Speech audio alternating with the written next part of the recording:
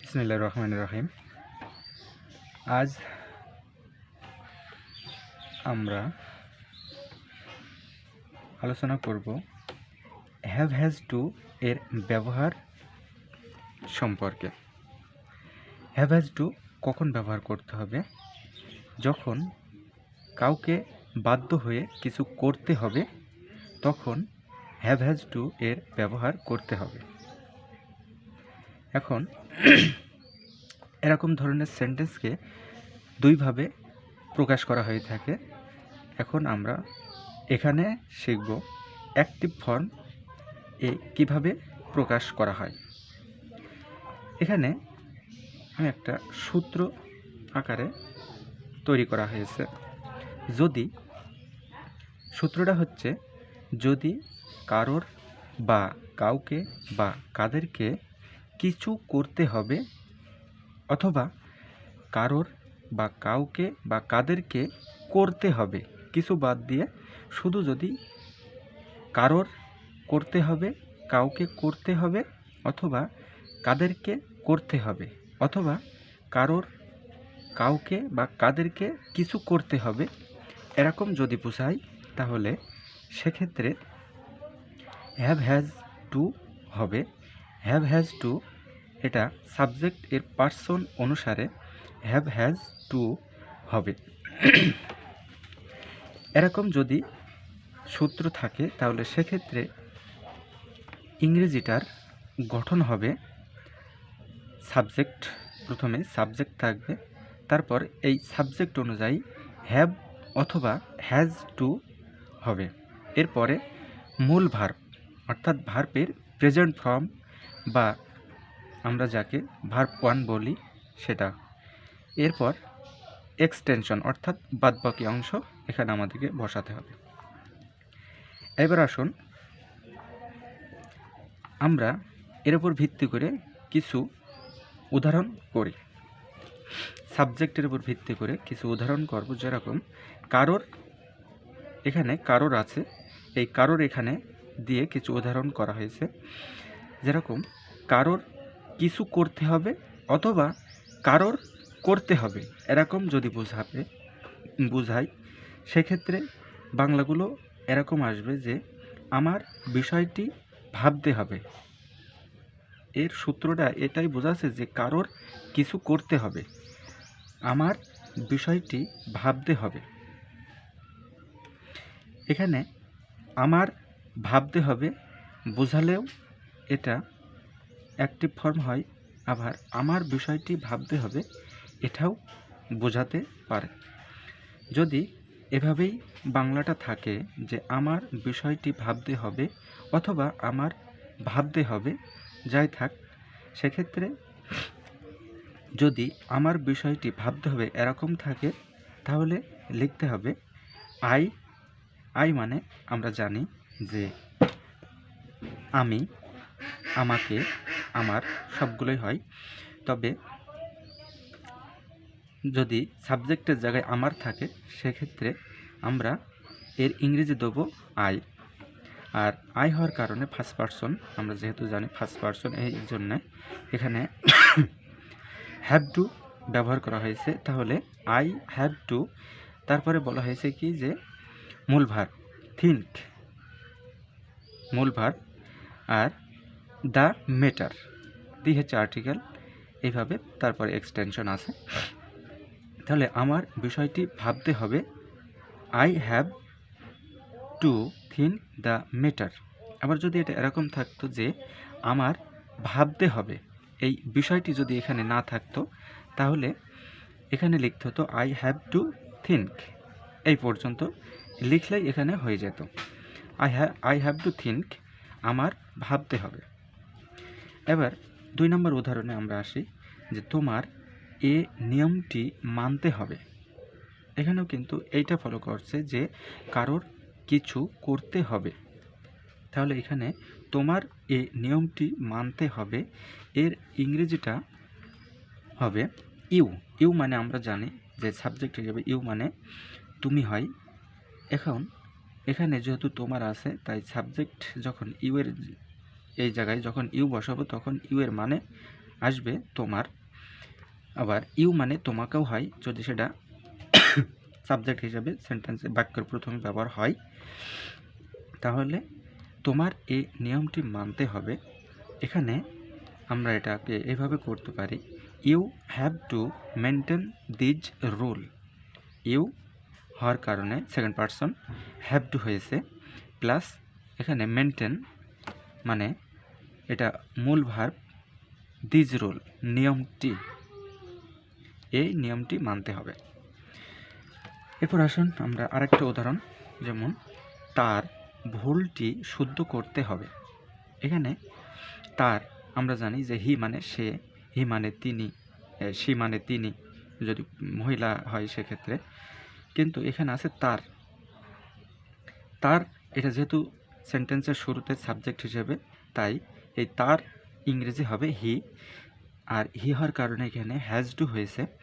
তাহলে এখানে আমরা বলবো হি হ্যাজ টু, এরপর মূল ভার্বের প্রেজেন্ট ফর্ম অর্থাৎ verb 1 correct, he has to correct the mistake. হ্যাঁ, মিস্টেক দ্য মিস্টেক মানে ভুলটি, তার ভুলটি শুদ্ধ করতে হবে। এরপরে কারোর এই সম্পর্কে কয়েকটা উদাহরণ আমরা দেখলাম। এবার আমরা দেখব এই কাউকে এবং কাদেরকে, যেহেতু পরবর্তীতে কাউকে এবং কাদেরকে এর কয়েকটা করে উদাহরণ আমরা দেখব পরবর্তী পেজে। সেই হিসেবে আমরা এই যে সূত্রটা এখানে অল্প একটু আমরা পরবর্তী যেটা করব তার সাবজেক্টও কিন্তু তার গঠন প্রণালীও হবে কিন্তু এরকম। এখানে যে গঠন প্রণালী পরবর্তীতে কাউকে বা কাদেরকে কিছু করতে হবে যদি বোঝাই, সেক্ষেত্রেও তার গঠনটা হবে এইটা, subject plus has to plus মূল ভার্ব প্লাস এক্সটেনশন। তাহলে পরবর্তী পেজে আমরা গিয়ে যদি দেখি, এখানে সূত্রটা শুধু আমি ওখান থেকে এখানে নিয়ে এসেছি, কাউকে বা কাদেরকে করতে হবে অথবা কাউকে বা কাদেরকে কিছু করতে হবে, অর্থাৎ সাবজেক্ট তার নিজেকেই কিছু করতে হবে এরকম বোঝাবে। তাহলে সেক্ষেত্রে কিন্তু সেটা হবে অ্যাক্টিভ ফর্ম। এবার কাউকে দিয়ে কিছু উদাহরণ আমরা এখানে দুইটা উদাহরণ দেখাচ্ছি। আমাকে কাজটি করতে হবে, তার মানে কাউকে কিছু করতে হবে। আবার এখানে যদি সূত্রে যদি এরকম বোঝাতো যে কাউকে শুধু করতে হবে, তাহলে এখানে বাংলাটা হতো যে আমাকে করতে হবে, তখন এই কাজটি আর থাকতো না, তখন এই কাজটি আর থাকবে না। তাহলে এখানে যেটা আছে সেটার বাংলার ইংরেজি আমরা করব I have to do the work. এখানে এর আগে আমরা বলেছি যে আই মানে ওখানে আমার হয়েছে, এখানে আবার আই মানে আমাকে হয়েছে। তার মানে সাবজেক্ট হিসাবে আমি, আমাকে, আমার, এর ইংরেজি সবসময় আই হবে, সেই হিসেবে আই হয়েছে। আই এরপরে সাবজেক্ট অনুযায়ী আই যেহেতু ফার্স্ট পারসন, সেই ক্ষেত্রে এখানে হ্যাভ টু হয়েছে। হ্যাভ টু এর পর মূল ভার্ব হিসেবে ডু হয়েছে, তারপরে দ্য ওয়ার্ক মানে কাজটি। তাহলে আমাকে কাজটি করতে হবে, এখানে I have to do the work, আমাকে কাজটি করতে হবে, এইভাবে বোঝাচ্ছে। এইবার 2 নম্বরে কী বলা হচ্ছে যে তোমাকে বইটি পড়তে হবে। এখানে ইউ মানে তুমি হয়, ইউ মানে তোমাকে হয়, ইউ মানে তোমার হয়, যদি সেটা বাংলা বাক্যের প্রথমে থাকে, সেক্ষেত্রে ইংরেজিতেও বাক্যের প্রথমে দিতে হলে সেটার ইংরেজিতে বলতে হবে ইউ। ইউ মানে এখানে তোমাকে হয়েছে, ইউ মানে তো আমরা জানি তুমি, ইউ মানে তোমাকে হয়, আবার ইউ মানে তোমারও হয়। তো সেক্ষেত্রে আমাদের এবার যদি আমরা বলি যে ইউ হ্যাভ টু, ইউর পরে হ্যাভ টু এই কারণ হয়েছে ইউ থার্ড পারসন সিঙ্গুলার, এই জন্য হ্যাভ টু হয়েছে। এরপরে মূল ভার্ব রিড, আর E A D, read the book, তোমাকে বইটি পড়তে হবে।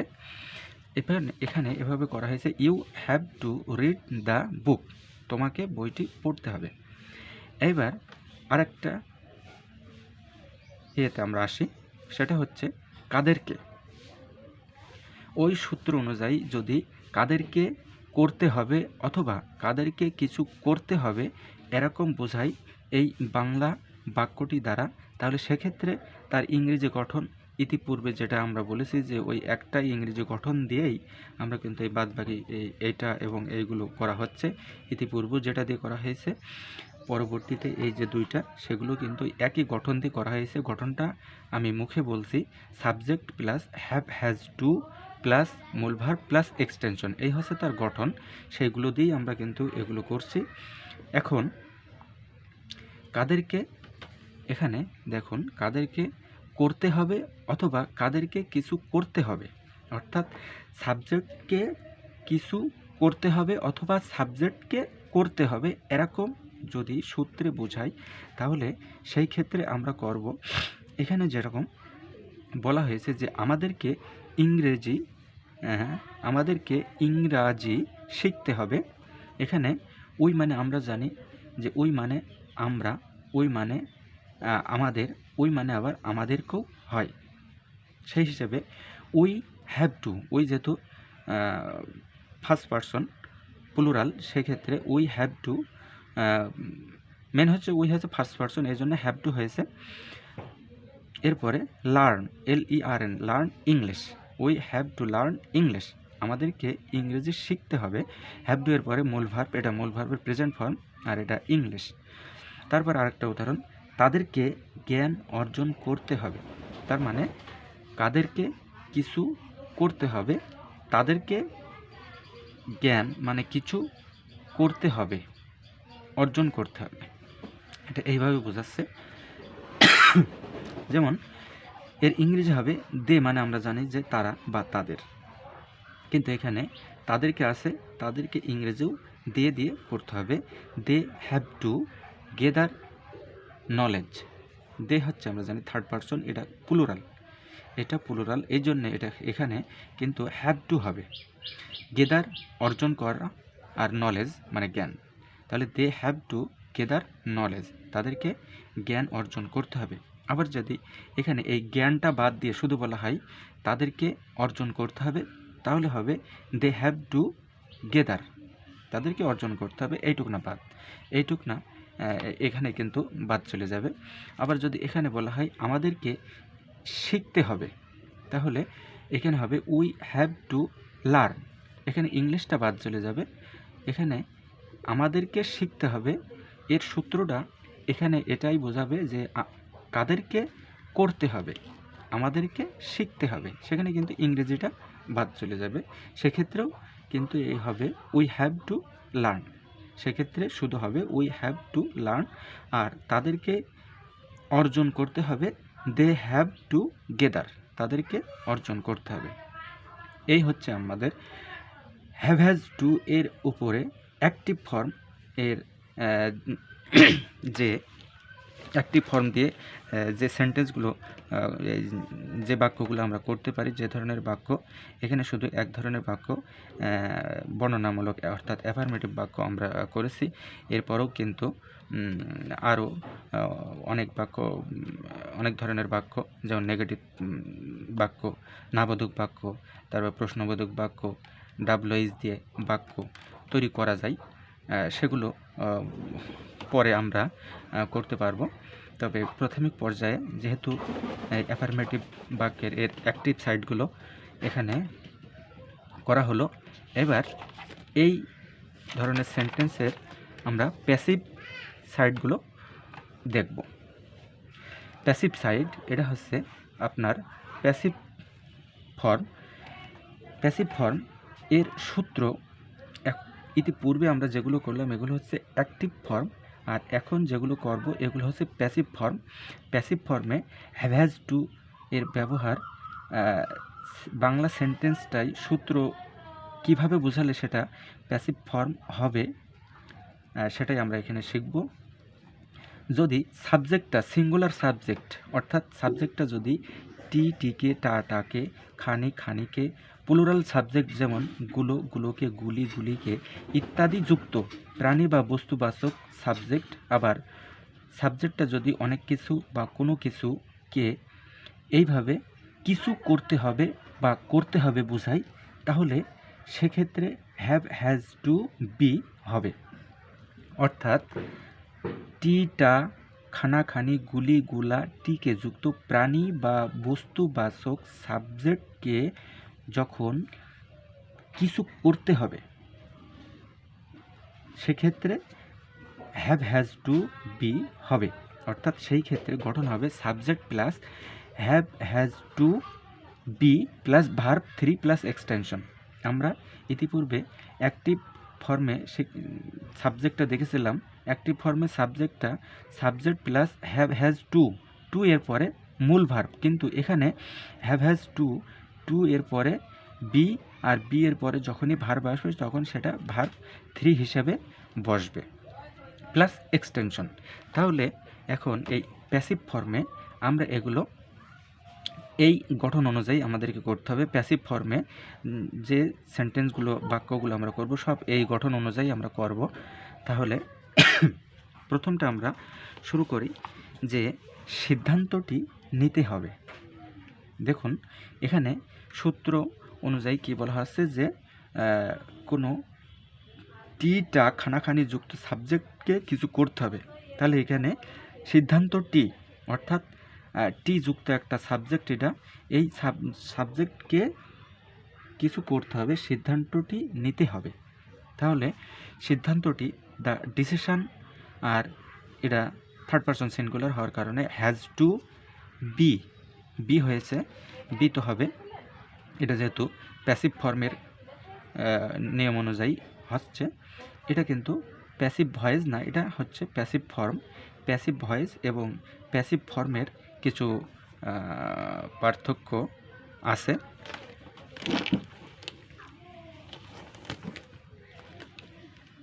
আমরা এখানে কিন্তু করছি প্যাসিভ ফর্ম, তাই সিদ্ধান্তটি নিতে হবে মানে কোনো টিটাযুক্ত সাবজেক্টকে কিছু করতে হবে। সেই হিসাবে এখানে বলা হচ্ছে সিদ্ধান্তটি নিতে হবে, the decision has to be taken. Be এর পরে ভার্ব এই 3 হিসেবে ব্যবহার হয়েছে। বি এর পরে যখনই ভার্ব আসবে ভার্ব 3 হিসেবে ব্যবহার হবে। এবার এখন দেখুন প্রস্তাবটা গ্রহণ করতে হবে। এখানে দেখুন টা যুক্ত সাবজেক্টকে কিছু করতে হবে। এটা বস্তুবাচক সাবজেক্ট বা প্রাণীবাচক সাবজেক্ট এটা হতে পারে যে কোনো একটি। এখানে প্রস্তাবটা গ্রহণ করতে হবে যদি এরকম বোঝায় তাহলে সেক্ষেত্রে মনে করতে হবে এটা কোনো টিটাযুক্ত সাবজেক্টকে কিছু করতে হবে। আর টিটাযুক্ত সাবজেক্টকে কিছু করতে হবে এরকম যদি বোঝায় তাহলে তার গঠন এটা দিয়েই আমাদেরকে ইংরেজি করতে হবে subject plus have has to be plus verb 3 plus extension. সেই হিসেবে এখানে the proposal has to be accept, হ্যাঁ, the proposal has to be accept, এখানে এটা করা হয়েছে। তারপরে আমরা পরবর্তীতে আরও কিছু উদাহরণ লক্ষ্য করব। সেটা হচ্ছে ওই যে অনেক কিছু করতে হবে, সেই ক্ষেত্রে যদি এভাবে যদি বোঝাই তাহলে সেক্ষেত্রে হবে many books have to be read. Many এরপরে নাউন আসলে সেটা প্লুরাল হবে, এটা এখানে তাই প্লুরাল হয়েছে। আর এটা যেহেতু সাবজেক্টটা প্লুরাল এই জন্য হ্যাভ টু বি, আর বি এর পরে ভার্ব, এটা কিন্তু ভার্ব 3 সেই হিসেবে হয়েছে অনেক বই পড়তে হবে, many books have to be read. তারপরে বইখানা আনতে হবে, এখানে দ্য বুক বইখানা has to be brought, BROUGHT brought মানে ব্রিং থেকে ব্রট, এটা ভার্ব এর 3 নাম্বার ফর্ম, ব্রিং ব্রট, বইখানা আনতে হবে। তারপরে এখানে দেখুন আরেকটা উদাহরণ, কিছু কলম কিনতে হবে, এখানে সামের পরেও যদি নাউন আসে সেটা প্লুরাল হবে, some pens have to be bought, কিনতে হবে বাই থেকে bought, some pens have to be bought. Some pens হওয়ার কারণে এখানে হ্যাভ টু বি হয়েছে, যেহেতু এটা প্লুরাল সাবজেক্ট এই জন্য এখানে হ্যাভ হয়েছে, যদি সিঙ্গুলার হতো তাহলে এখানে হ্যাজ হতো। এটা যেহেতু প্লুরাল এই জন্য এখানে হ্যাভ টু বি হয়েছে প্লাস বট। কিছু কলম কিনতে হবে, আরেকটা উদাহরণ, যেরকম মানুষগুলোকে দেখতে হবে, এখানে দ্য মেন, ম্যান এর প্লুরাল হচ্ছে মেন, এখানে ই দিয়ে মেন করা হয়েছে। আর দ্য মেন যখনই হয়েছে তখন এটা প্লুরাল সাবজেক্ট, এই জন্য এখানে হ্যাভ টু হয়েছে এবং তারপরে বি, আর বি এর পরে ভার্ব হয়েছে সি, স থেকে সিন হয়েছে। আমরা তার পরবর্তীতে এবার একটু এই বিষয়টা, এতক্ষণ যে বিষয়গুলো আলোচনা করা হলো, হ্যাভ হ্যাজ টু, অর্থাৎ কাউকে কিছু বাধ্য হয়ে করতে হবে এরকম যদি বোঝাই, তাহলে আমরা দুইভাবে করতে পারি, সেটা হচ্ছে অ্যাক্টিভ ফর্মের মাধ্যমে এবং প্যাসিভ ফর্মের মাধ্যমে। অ্যাক্টিভ ফর্ম, এক কথায় আমরা বলবো যে সাবজেক্ট এর নিজেকেই যখন কিছু করতে হবে বা করতে হবে এরকম যদি বোঝাই, তাহলে সেই ক্ষেত্রে সেই বাক্যগুলো হবে অ্যাক্টিভ ফর্মের নিয়ম অনুযায়ী, অর্থাৎ এই নিয়ম অনুযায়ী subject plus have has to plus verb one plus extension. আর কিছু করতে হবে অথবা কোনো কিছু করতে হবে, অর্থাৎ টিটা, গুলি, গুলা, টিকে যুক্ত প্রাণী বা বস্তুবাচক সাবজেক্টকে যখন কিছু করতে হবে তখন সেক্ষেত্রে এটা প্যাসিভ ফর্মের মধ্যে চলে যাবে এবং সেই অনুযায়ী এর ইংরেজি করতে হবে। সেই ক্ষেত্রে সাবজেক্টটা দিতে হবে subject plus have has to be, subject দিতে হবে সাবজেক্ট অনুযায়ী, হ্যাভ দিতে হবে অথবা has to be. Subject third person singular হলে হ্যাজ টু বি, আর সাবজেক্ট থার্ড পারসন সিঙ্গুলার বাদে অন্য যে কোনো সাবজেক্ট থাকলে সেটা হ্যাভ টু বি হবে, প্লাস হ্যাভ টু বি এরপরে ভার্ব থ্রি বসে প্লাস এক্সটেনশন। এই হচ্ছে আমরা হ্যাভ হ্যাজ টু, অর্থাৎ কাউকে কিছু বাধ্য হয়ে করতে হবে এরকম ইংরেজি আমরা এতক্ষণ শিখলাম। আর এটা একটা সেন্টেন্সের ওপরে আমরা করলাম, এটা হচ্ছে অ্যাফার্মেটিভ সেন্টেন্স। এছাড়া আরও এই বিষয়ে এটা যদি 1 নাম্বার ধরি, এভাবে 1, 2, 3, 4, 5, 6, 7, 8 আরও অনেক আলোচনা শুধু এই বিষয়ের উপরেই করা যেতে পারে। এটা যদি 1 নম্বর হয়, এখনও এর থেকে আরও প্রায় 9-10টা আলোচনা, এরকম আলোচনা আরও করা যেতে পারে। তবে সেগুলো ইনশাল্লাহ চেষ্টা করব। জানি না আমি কতটুকু আপনাদের সামনে সহজভাবে এই বিষয়টা উপস্থাপন করতে পেরেছি। ভুল ত্রুটি হলে আপনারা জানাবেন প্লিজ। ভুল ত্রুটি যদি থাকতে পারে, হয়তো আমার জানা নেই, যদি থাকে তাহলে সেগুলো আমার অজান্তে হয়েছে। আর এই বলে আজকের এই আলোচনাটা এ পর্যন্তই। আপনাদের সবাইকে অনেক ধন্যবাদ। যদি আপনারা পারেন, বিষয়টা যদি আপনাদের উপকারে লাগে তাহলে দেখবেন, দেখে আমাকে জানাবেন ইনশাআল্লাহ। খোদা হাফেজ।